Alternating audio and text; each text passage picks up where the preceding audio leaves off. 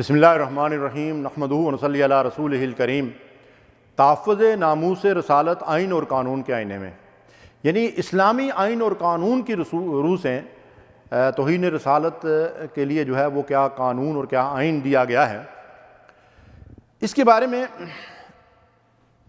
معروف scholar doctor Iftikhar برنی کے تاریخی کلمات میں آپ کے گوش گزار کرنا چاہتا ہوں۔ وہ لکھتے ہیں کہ یہ دھند میں لپٹی ہوئی اساطیری تاریخ کا کوئی گمشدہ باب نہیں ہے، یعنی توہین رسالت کا جو قانون ہے یہ اساطیری تاریخ کا کوئی گمشدہ باب نہیں ہے، یہ چند برسوں کی کہانی بھی نہیں ہے اور 2-4 صدیوں کا قصہ بھی نہیں ہے، یہ تو وہ زندہ حقیقت ہے جو 13 صدیوں پر محیط ہے۔ یہ چمکتی دوپہر کی طرح روشن اسلامی تاریخ کا حصہ ہے۔ کیا کہ توہین رسالت کرنے والوں کو سزائے موت دی جائے گی۔ قرآن مجید میں اللہ تبارک و تعالیٰ نے ان لوگوں پہ لعنت فرمائی ہے۔ ان الذین یؤذون اللہ ورسولہ لعنہم اللہ فی الدنیا والآخرۃ وأعد لہم عذابا مہینا۔ جو لوگ اللہ اور اس کے رسول کو ایذا دیتے ہیں ان پر اللہ کی لعنت ہے اور دنیا اور آخرت میں اللہ نے ان کے لیے دکھ دینے والا، رسوا کر دینے والا عذاب تیار کر رکھا ہے۔ وہ عذاب کبھی دنیا میں ان کے جو ہے وہ کسی نہ کسی ذریعے سے قتل کی صورت میں ہوتا ہے اور آخرت میں جہنم کا عذاب تو ہے ہی ہے۔ رسول کریم صلی اللہ علیہ وسلم سب سے پہلے اسلام کی روح سے فیصلے کرنے والے ہیں۔ آپ مدینہ کی اسلامی ریاست کے قاضی اور جج اس منصب پر تھے کہ آپ اللہ کے رسول اور نبی تھے۔ آپ نے خود اپنی زندگی میں جو فیصلے فرمائے جن کا ذکر میں گزشتہ پروگرام کے اندر کر بھی چکا ہوں، خالد الحزلی جو مکے کے اندر گستاخ رسول تھا، اس کی سزا کے لیے رسول اللہ صلی اللہ علیہ وسلم نے خود حکم دیا۔ کعب بن اشرف اور فتح مکہ کے موقع پر 4 یا 6 لوگوں کے قتل کا جو حکم صادر کیا یہ رسول اللہ صلی اللہ علیہ وسلم نے خود فرمایا۔ قرآن مجید میں اللہ تعالیٰ ارشاد فرماتے ہیں فَلَا وَرَبِّكَ لَا يُؤْمِنُونَ حَتَّى يُحَكِّمُوكَ فِي مَا شَجَرَ بَيْنَهُمْ ثُمَّ لَا يَجِدُوا فِي أَنفُسِهِمْ حَرَجًا مِّمَّا قَضَيْتَ وَيُسَلِّمُوا تَسْلِيمًا۔ پس اے نبی تیرے رب کی قسم یہ لوگ ایمان والے نہیں ہو سکتے جب تک ان نزاعات کا فیصلہ کرنے کا اختیار آپ کو نہ دیں اور آپ کو حکم اور قاضی اور جج تسلیم نہ کر لیں، اور جو فیصلہ آپ کریں اس کے خلاف دل میں بھی تنگی محسوس نہ کریں۔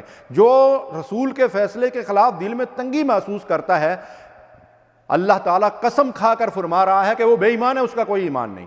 تو میرا عرض کرنے کا مقصد یہ ہے کہ وہ قانون جو محمد رسول اللہ صلی اللہ علیہ وسلم کے ذریعے سے دنیا کو ملا ہے، اسلامی قانون، اس قانون کی روح سے توہین رسالت کی سزا خود رسول اللہ صلی اللہ علیہ وسلم نے نافذ کی کہ قتل کے سوا کو کوئی نہیں ہو سکتی، خواہ وہ کافر ہو، خواہ وہ مسلمان ہو اور خواہ وہ منافق ہو۔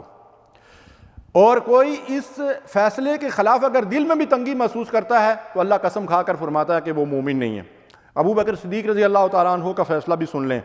ابو برزہ رضی اللہ تعالیٰ عنہ کی موجودگی میں حضرت ابو بکر صدیق رضی اللہ تعالیٰ عنہ کی شان میں گستاخی کی گئی تو آپ نے ابو بکر رضی اللہ تعالیٰ عنہ سے کہا کہ اگر آپ مجھے اجازت دیں تو میں اس منافق کی گردن اڑا دوں۔ کیا فرمایا ابو بکر صدیق رضی اللہ تعالیٰ عنہ نے؟ ابو بکر صدیق رضی اللہ تعالیٰ عنہ نے فرمایا رب ذوالجلال کی قسم یہ منصب محمد رسول اللہ صلی اللہ علیہ وسلم کے سوا کسی کو حاصل نہیں ہے کہ اس کی شان میں گستاخی کرنے والے کی گردن اڑائی جائے۔ اللہ اکبر۔ فرمایا کہ میری گستاخی کرنے والے کی گردن نہیں اڑائی جائے گی، یہ مقام عزت کا صرف محمد رسول اللہ صلی اللہ علیہ وسلم کو حاصل ہے۔ انبیاء کی شان میں گستاخی کرنے والوں کی سزا ابو بکر صدیق رضی اللہ تعالیٰ عنہ نے بھی یہی بیان فرمائی۔ عمر رضی اللہ تعالیٰ عنہ کا فیصلہ سن لیجئے۔ عبداللہ ابن مسعود رضی اللہ تعالیٰ عنہ دور فاروقی میں کوفہ کے چیف جسٹس ہیں۔ مسیلمہ کذاب کے ماننے والوں میں سے 2 افراد گرفتار ہو کر وہاں آتے ہیں، بہت سارے لوگ گرفتار ہو کر آتے ہیں، ان میں سے 2 کے بارے میں عبداللہ ابن مسعود رضی اللہ تعالیٰ عنہ سزائے موت کا فیصلہ دیتے ہیں اور باقیوں کو جب معافی مانگتے ہیں تو معاف کر دیا جاتا ہے۔ تو آپ سے پوچھا گیا کہ ان 2 کو معاف کیوں نہیں کیا جا رہا ہے؟ تو انہوں نے کیا توجیہ بیان کی اس کی؟ انہوں نے کہا کہ یہ 2 وہ شخص ہیں کہ جب یہ رسول اللہ صلی اللہ علیہ وسلم کے پاس مسیلمہ بن کذاب کے سفیر بن کر آئے تھے تو رسول اللہ صلی اللہ علیہ وسلم نے ان پر کلمہ پیش کیا تھا اور ان سے کہا تھا کہ اس بات کی گواہی دو کہ میں اللہ کا رسول ہوں، تو انہوں نے جواباً یہ کہا تھا کہ آپ اس بات کی گواہی دیں کہ مسیلمہ نعوذ باللہ جو ہے وہ اللہ کا رسول ہے۔ تو اس موقع پر رسول اللہ صلی اللہ علیہ وسلم نے ان کو یہ جواب دیا تھا کہ اگر سفیروں کا قتل جائز ہوتا تو میں تم دونوں کو قتل کروا دیتا۔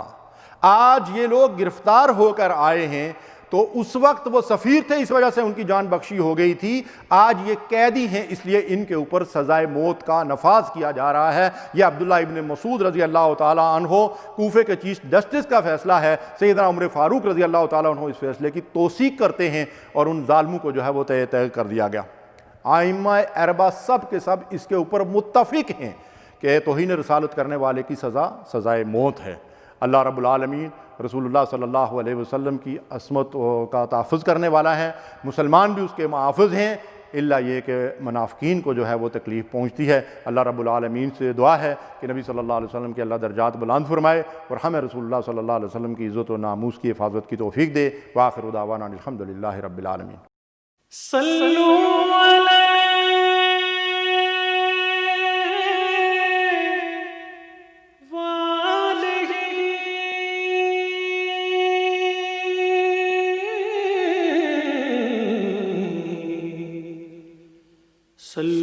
علیہ